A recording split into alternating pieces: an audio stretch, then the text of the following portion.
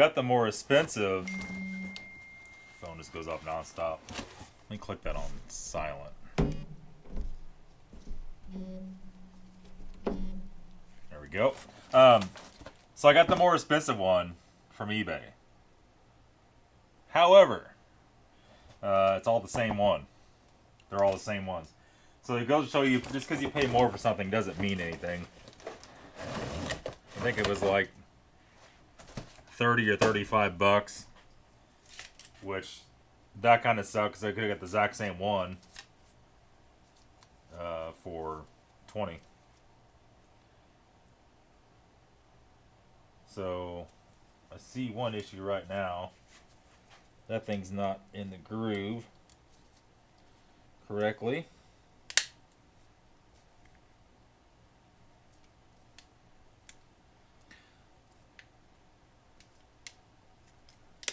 Yeah. That should be interesting. Just have to watch that when I put it in. See, it has the little things that hook on the track. The moment's unhooked out of the track. The rest of it looks okay, I guess.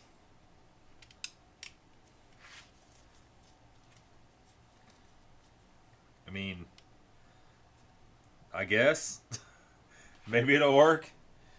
But usually we haven't been having many problems with these cheap regulators. So I mean, it's basically 30 bucks for a Chinese regulator, or 20 bucks in most cases, versus what, 135 for OEM. OEM will break too. Maybe it'll last no longer, maybe it won't. Who really knows? This is the second one this car has had in it on this window for 257,000 miles. I think his last one got about 2 or 3 years out of it. So, I mean, it's not too bad. It has a $20 one in it right now. So, let's go ahead and rip this door panel off and get it done. Okay, so as you know, these aren't that hard to do. Except Amber's got all her junk in the door panel. Maybe we could just leave it in there. We'll see. Behind this, there's a little deal you pop out. That covers the screw. This little guy right there. We'll put him up here out of the way so don't lose him. And then that is a little Torx bit.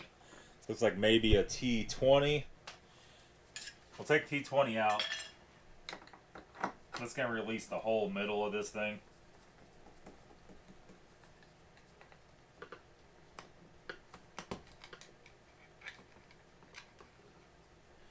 that over here out of the way. Door handle's loose. There's supposed to be another, it was a Phillips D20 up here. This one is missing. These cars are old enough for people's not taking those out. Pulled the panel off and it broke out around this. This car is the same way. We're going to put a screwdriver right there. We're going to commence to popping this door panel off. Now, I'll show you something when we get it off here that might happen to you, but don't freak out if it does.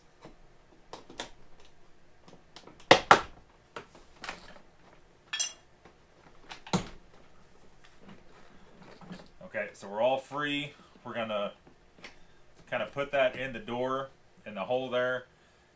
We're free except for up here, so we're going to pull out. Maybe. Yeah, pull out. And then we're going to try to lift up off the door lock. Like that. That's how the panel comes out. Let me get a little screwdriver. Let's just do that. It's perfectly fine like that. That's probably the best way. All we did was unplug the power seat button and the little speaker. We're just going to set it up here out of the way. Like that. It can stay right there. It's not going to hurt anybody. Not going to hurt nothing. I'll save you the trouble from possibly breaking your window switch. At this point in time, if you don't have a scanner, probably hook the battery. I think we just leave it in there though. Get a little impact with the Phillips bit on it. We're going to go ahead and pull this door speaker assembly out. Just like that.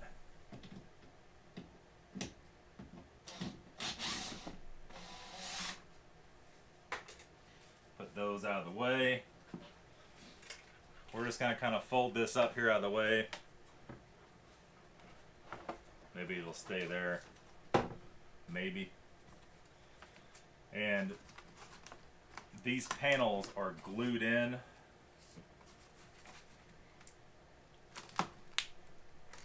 Well, I hate to even rip it up from the bottom.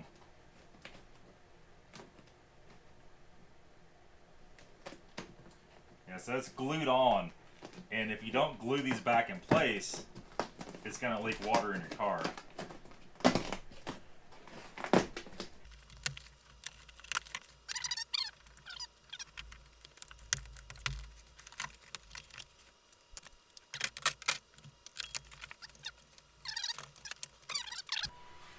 Okay.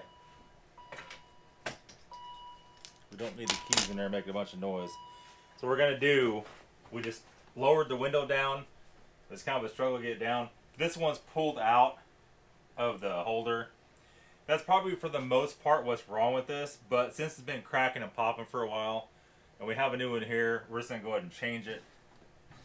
And so we have our other one's down right here. That one's actually pulled out also, and that's loose. I think we left the bottom bolts loose because it wouldn't work if we didn't. So that's all done. The next thing we're going to do here is there's a screw right here, the Torx T20. There's one in here, and one in here. Now, the issue is the one in this hole, the window, the glass is in front of the screw. Right? You probably can't even see in there. But the glass is in front of the screw, so you can't get to it. So we're going to flip that back up. We're going to basically come over here. Let me go around the other side and do this. Hold on. Okay, so to get the glass out, you got to take this trim off. So this trim right here, usually I take this, tap up, and get it started. And let's grab it, maybe, without touching the paint.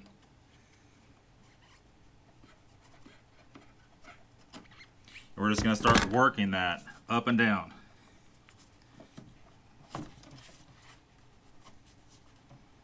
And that's going to come off there just like that. Put that on top of the car so I'm going to get jacked up. Now, we should be able to pull the glass out just like so. Alright? Try to find somewhere to put this thing. It's not going to get broke. Alright. So there's that. Okay. You can use a T20 Torx bit screwdriver if you have it. I prefer the faster method to be honest with you. So let's go ahead and bang this one out.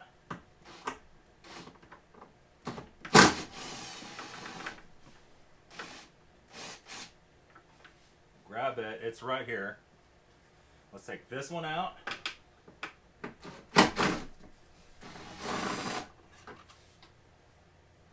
Alright, and let's take this one out.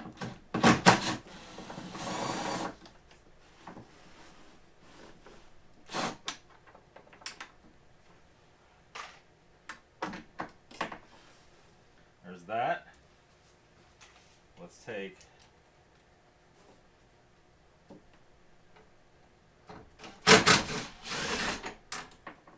this one out. Then it has a little nut piece for the back. We'll just kind of thread that together so you know that goes with that. The new one I think comes with the new one. Now the whole track's loose. Now, we gotta get up in here. There's a rubber out of that one. Let's unplug it from the electrical plug. Let's get our, where we put it here, our 10 mil ratchet wrench.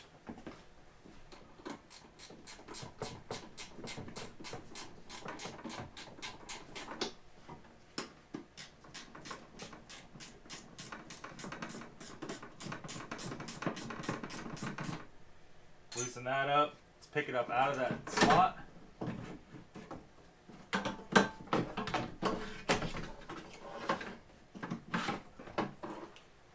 Two, and that's the whole damn works. So let's look and see something's happened here. It's got like a messed up spot right there where the cable goes through. I don't really see anything else too terribly wrong with it. The pulleys are not grenaded. And like I said, this one never did work quite right, so we're going to replace it no matter what. It looked like it just pulled it out of the holders, where it pinches the window. If it gets really cold outside and you go roll the window down, it'll pull out of here if you're lucky. If you're not lucky, it'll bust the pulleys off up here, or bust that little red thing off. So what we're going to do here, the new one does not have a motor on it. You hardly ever need the motors for these things. Just be honest with you, you don't. They just don't go bad like some cars. We're just going to go ahead and take off these 5 T20s. We're going to just put this motor on the new one. Okay, so I got the motor off the old one. I'm going to put it on the new one. This has splines that it meshes up in. So basically you're just going to go over here. You're going to line up the bolt holes so they line up. Make sure your splines are somewhat lined up. We're just going to push it down in there. Let's see here.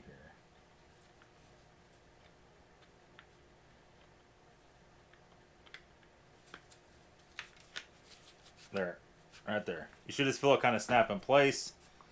Now at that point in time, we'll hold it in there. We'll flip it over. We're just going to put all of our T20s back in it.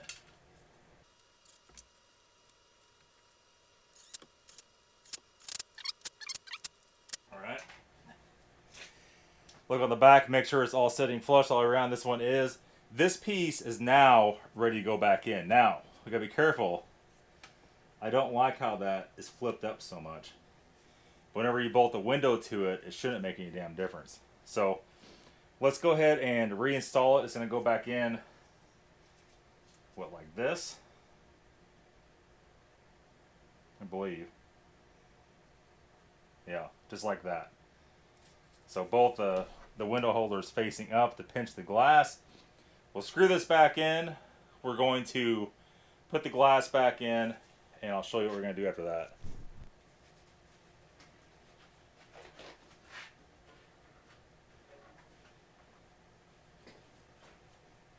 Let's come back in here. Just going to drop this right back in. Make sure it all goes back in the seal right. Make sure it's in the track right. Be sure to hold against the outside. Make it go down straight. It's down hitting the stop right now, the holder. Now, I went ahead and tightened up all 3 top bolts. The bottom ones, I just barely snugged them, let them loose. I might have to adjust those to make it function correctly. So, we'll make sure all that stuff's locked in right. We're going to put a Phillips bit in.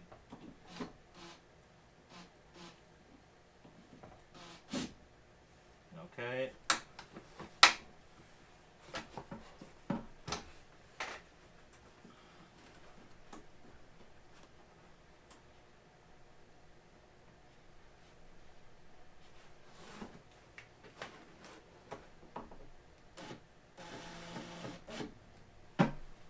That. I'm going to drop these in here. I'm going to show you what to expect. I have to lower the window just a little bit more. Does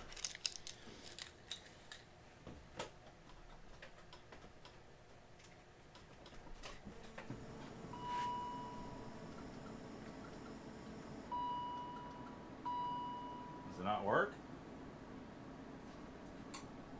Oh, there we go.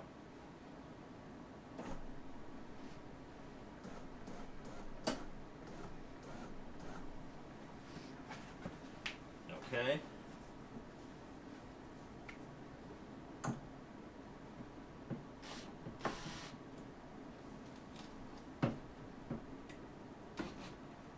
Alright, so there it slid down in. We're going to make sure that this is all seated in there correctly. You can see here, it sets down the sandwiches in between those. And same on this side over here. Now these bolts down here, like I said, are just barely snug. Those 2 10s on the bottom. So now we're gonna tighten these up. Not too tight, but not too loose, so we don't have to pull back out.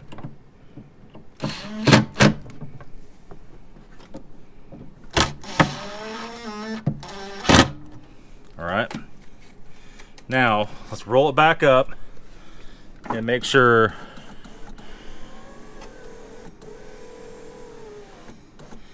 and let's look and make sure the cable's behind these 2 things.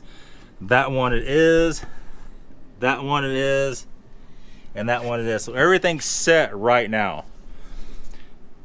And let's turn off, hold on a second. Okay, so this car's got every damn fan and light on. Turn all that crap off. So let's run all the way down, all the way back up. It's normal for it to maybe pop once or twice the very first time. All the way down. Back up. A little slow on the very end.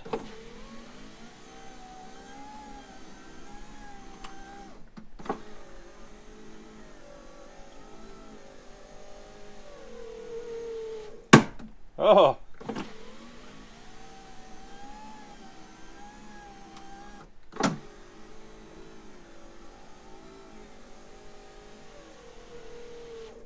Okay. So now what we're going to do, we're going to go back down in here and we're going to loosen these up just a smidge. And when the window's all the way up, we're going to loosen those up a little bit and then tighten it back down. That's going to let those settle where they need to be. And that's a mistake that a lot of people make. In fact, your local dealership probably didn't make that mistake. And now,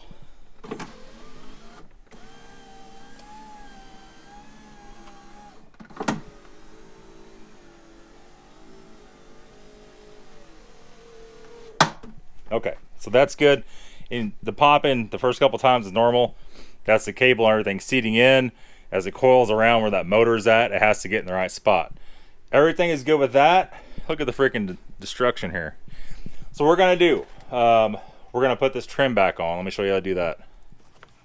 I put the trim back on. We're just gonna start over here in the corner.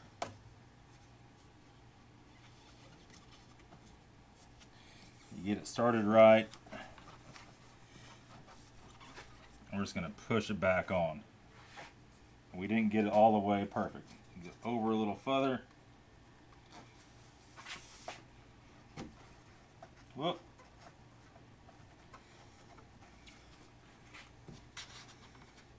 That's about right.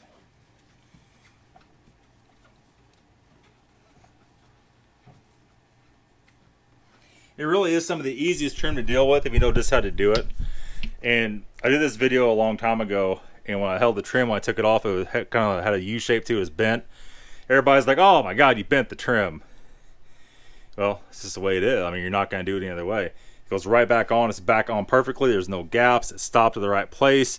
Make sure you do get it in here correctly. So, at this point, I think we're going to use some of our glue here. And we're going to have to glue that door panel deal back in. Now, they do make the glue that's in like a roll, the factory stuff. I should have got some of that, but you know, it is what it is. That's easier to deal with. We'll have to use probably this weather strip adhesive to put that panel, that foam back on. And mainly on the bottom, because if you don't, it'll rain in and that water will go over your sill right into your floorboard. And these cars kind of had an issue with that. So we're going to glue it back on. We can't put none of this other crap back on until that's glued on. I guess we're going to reassemble it. And that's it. That's the window regulator for the BMW E39. The front, the rear is a different situation. It's very similar, but a little different. A little more difficult to do probably. And that's it. So don't go spend hundreds. I think the going rate for one of these at the dealer is what, $350 or $400 to do one of these. Go spend $20 or $29 and do it yourself. That's it. Thanks for watching, guys.